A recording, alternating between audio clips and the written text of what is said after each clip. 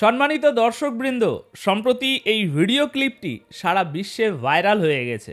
এখানে আপনারা আমেরিকার একটি অত্যন্ত গুরুত্বপূর্ণ এবং গোপনীয় বিমান দেখতে পাচ্ছেন।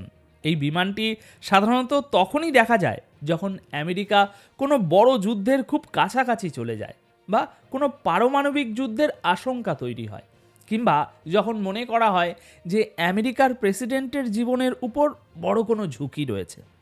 একমাত্র তখনই কিন্তু আমেরিকার এই ডুমসডে প্লেন বা বলতে পারেন কেয়ামতের বিমান প্রকাশ্যে আসে। তো এখন 50 বছর পর, হ্যাঁ, দীর্ঘ 50 বছর পর প্রথমবারের মতো এই বিমানটি সম্প্রতি দেখা গেছে। এর যে ভিজুয়াল সামনে এসেছে তা দেখে আমেরিকার মিডিয়াতেই প্রচুর আর্টিকেল ছাপা হয়েছে। সেখানে প্রশ্ন তোলা হচ্ছে, এই বিমানটি কেন দেখা গেল? বলা হচ্ছে, যদি আপনি এই বিমানটি দেখতে পান, তার মানে আপনি মোটামুটি ধরে নিতে পারেন যে বেঁচে থাকার জন্য আর মাত্র কয়েকদিন সময় বাকি আছে। দেখুন, মূলত এই বিমানটি তৈরি করা হয়েছে একটা নিউক্লিয়ার যুদ্ধের সময় আমেরিকার প্রেসিডেন্টকে সুরক্ষিত রাখার জন্য। আর ঠিক এই কারণেই একে বলা হয় ডুমসডে প্লেন। দর্শক, এখানে আপনাদের এই ডুমসডে শব্দটার অর্থ একটু বুঝতে হবে। দেখুন, বিশেষ করে খ্রিস্টান ধর্মে বিশ্বাস করা হয় যে পৃথিবীতে একদিন ডুমসডে বা মহাপ্রলয়ের দিন আসবে। সেটা হবে অস্তিত্বের শেষ দিন।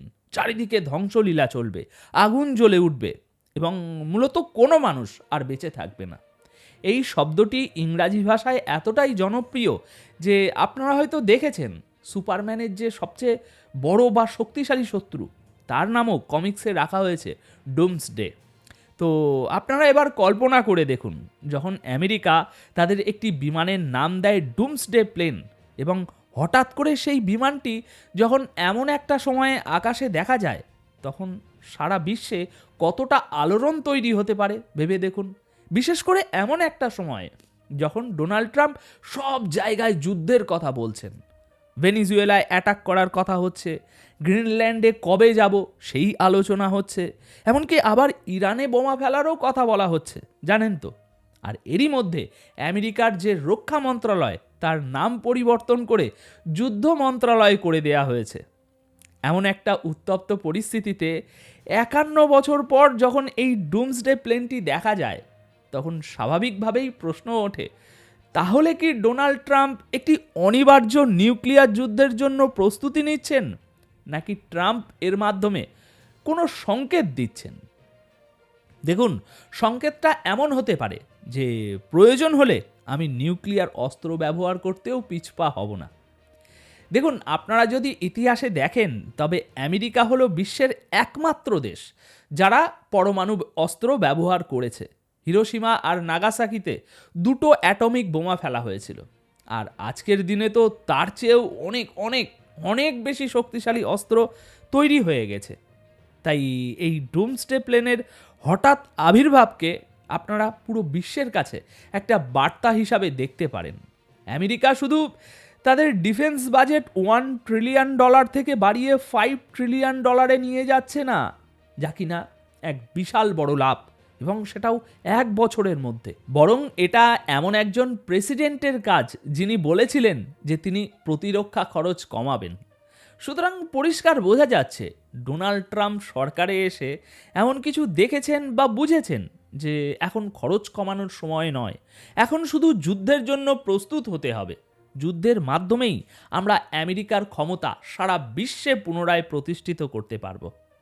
এখন আপনাদের মনে প্রশ্ন আসতে পারে, এই বিমানটির অফিসিয়াল নাম কি ভাই সত্যিই ডুমসডে প্লেন? এর উত্তর হলো না, অফিসিয়ালি এর নাম দেওয়া হয়েছে E4B নাইট ওয়াচ। খুব সহজ ভাষায় বলতে গেলে এটা ওই বোয়িং বিমানের একটা মিলিটারি সংস্করণ। যে বোয়িং 747 বিমানে আমরা সাধারণ যাত্রীবাহী হিসাবে ব্যবহার করি, উঠি, এটা অনেকটা সেরকমই, কিন্তু সামরিক প্রয়োজনে এতে বেশ কিছু বিশেষ ফিচার যোগ করা হয়েছে। যেমন ধরুন, মিড এয়ার রিফিউলিং, অর্থাৎ এই বিমানটি একবার টেক অফ করলে মাটিতে না নেমেও টানা 12 ঘন্টা অনায়াসেই আকাশে উঠতে পারে, আর আকাশেই অন্য বিমান থেকে এতে জ্বালানি ভরে নেওয়া যায়। এর মানে হলো, যদি ডোনাল্ড ট্রাম্পকে কয়েক সপ্তাহ ধরেও শুধু আকাশেই থাকতে হয়, তবে সেটাও সম্ভব। কারণ নিচে নামলে নিরাপত্তার ঝুঁকি থাকতে পারে, হামলা হতে পারে। সেই বিশেষ পরিস্থিতির জন্য এই বিমানটা একেবারে পারফেক্ট। এখানে আপনারা এই ছবিটি দেখুন। আপনারা দেখতে পাচ্ছেন এখানে যে আমেরিকার এই ডুমসডে প্লেনটি ভিতর থেকে দেখতে ঠিক কীরকম। এর ভেতরের কনফারেন্স রুম এবং মিটিং রুমগুলো সাধারণ বিমানের তুলনায় অনেক বড়। এটাকে এমনভাবে ডিজাইন করা হয়েছে যাতে মাঝ আকাশে ওড়ার সময়ও ডোনাল্ড ট্রাম্প ইউএস এয়ারফোর্স বা ইউএস আর্মির কাছ থেকে ব্রিফিং নিতে পারেন। সেখানে আমেরিকার সমস্ত গুরুত্বপূর্ণ অফিসার এবং প্রতিরক্ষা মন্ত্রী উপস্থিত থাকতে পারেন। সবার বসার জন্য পর্যাপ্ত জায়গা আছে, প্রেজেন্টেশন দেওয়ার ব্যবস্থা আছে, নথিপত্র রাখার জায়গা আছে, সব কিছুর জন্য আলাদা আলাদা কক্ষের ব্যবস্থা করা হয়েছে। আর যদি কাল কোনো দেশ এই বিমানে হামলা করার চেষ্টা করে তবে তার সম্ভাবনা খুবই কম, কারণ এর নিরাপত্তার জন্য সবসময় এর আশেপাশে প্রচুর F-35 জেট পাহারা দেয়।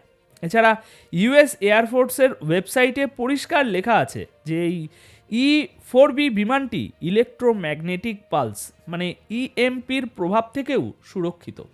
এর ইলেকট্রিক্যাল সিস্টেম এমনভাবে তৈরি যা অ্যাডভান্স ইলেকট্রনিক্স এবং বিভিন্ন ধরনের কমিউনিকেশন ইকুইপমেন্ট বা যোগাযোগের যন্ত্রপাতিকে সাপোর্ট করে। এটা অ্যাডভান্স স্যাটেলাইট সিস্টেমের সাথে যুক্ত, তাই এমন ভাবার কারণ নেই যে কেউ এর ইন্টারনেট সংযোগ বিচ্ছিন্ন করে দেবে। স্যাটেলাইটের মাধ্যমে এতে সব সময় ইন্টারনেট এবং যোগাযোগ ব্যবস্থা চালু থাকবে। পাশাপাশি এতে নিউক্লিয়ার এবং থার্মাল শিল্ডিং রয়েছে। ধরুন পেছনে কোথাও নিউক্লিয়ার বিস্ফোরণ হচ্ছে আর বিমানটি টেক অফ করছে, আমি এটা বলবো না যে একদম বিস্ফোরণের আগুনের তাপ থেকে এটা পুরোপুরি বেঁচে যাবে, কিন্তু বিস্ফোরণের ফলে যে রেডিয়েশন বা তেজস্ক্রিয়তা অনেক দূর পর্যন্ত ছড়িয়ে পড়ে সেটা থেকে এই বিমানটা নিজেকে অনেকটাই রক্ষা করতে পারবে। এবার এমন নয় যে গত 50 বছরে আমেরিকা এই বিমানটা একদম গায়েব করে দিয়েছিল। বিমানটা সবসময়ই অ্যাক্টিভেট ছিল, কিন্তু সাধারণত এটা মিডিয়ার নজর থেকে অনেক দূরে রাখা হতো।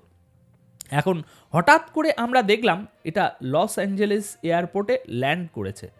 লস অ্যাঞ্জেলেস হলো আমেরিকার অন্যতম হাই প্রোফাইল এয়ারপোর্ট, যেখানে সবসময় মিডিয়া থাকে, বড় বড় সেলিব্রিটিরা যাতায়াত করেন। লস অ্যাঞ্জেলেস ক্যালিফোর্নিয়ায় যেভাবে এই বিমানটি ল্যান্ড করেছে তা থেকে পরিষ্কার বোঝা যায় যে আমেরিকা পুরো বিশ্বকে একটা বার্তা দিতে চাইছে।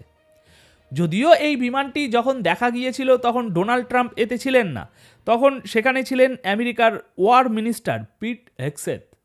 আমার মনে হয় আগামী দিনে এই বিমানটি দেখে রাশিয়া এবং চীনও তাদের নিউক্লিয়ার যুদ্ধের প্রস্তুতি এবং শি জিনপিং ও ভ্লাদিমির পুতিনের নিরাপত্তা আরও জোরদার করার জন্য গুরুত্বপূর্ণ পদক্ষেপ নেবেন। দেখুন আমেরিকার কাছে কিন্তু এমন দুটো বিমান আছে, এদের নিউক্লিয়ার যুদ্ধের এত ভয় থাকে যে এরা শুধু একটা নয় দুটো ডুমসডে প্লেন বানিয়ে রেখেছে।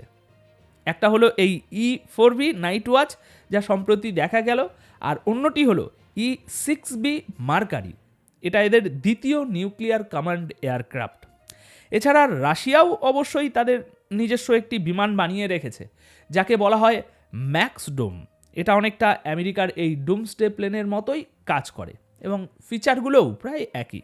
চীনের কাছেও নাকি এমন বিমান আছে বলে শোনা যায়, কিন্তু চীন সরকার কখনো অফিসিয়ালি মিডিয়াকে এর নাম জানায়নি। তবে ধারণা করা হয় তারাও আমেরিকা এবং রাশিয়ার মতো একই ধরনের এরকম একটা বিমান তৈরি করে বসে আছে। তো দর্শক, সব কিছু শুনলেন, সমস্ত তথ্য জানলেন, এবার আপনাদের পালা।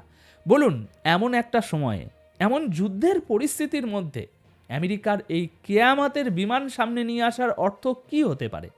যেখানে প্রতিদিন ঘন ঘন ডোনাল্ড ট্রাম্প সকালে উঠছেন আর টুইট করছেন ইরানে বোমা মেরে দেব, ভেনিজুয়েলার তেল সব আমার, গ্রিনল্যান্ড কবজা করব, সেখানে এরকম একটা প্লেন সামনে নিয়ে এসে দুনিয়াকে কী মেসেজ দিতে চেয়েছে ডোনাল্ড ট্রাম্প?